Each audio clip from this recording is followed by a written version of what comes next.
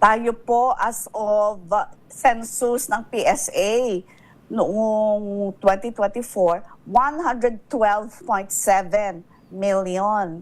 Ganon tayo karami. At marami sa atin, ang pinaka concentrated, no, yung mga rehiyon kung saan mas marami ang populasyon ay sa Calabarzon, sa National Capital Region, at saka sa Region 3. So yung magkakatabing region dito sa atin, sa Luzon. At ang mga pinakakonti po ay nasa, sasabihin ko na agad kung saang probinsya. Ito ay nasa Batanes at nasa Apayao.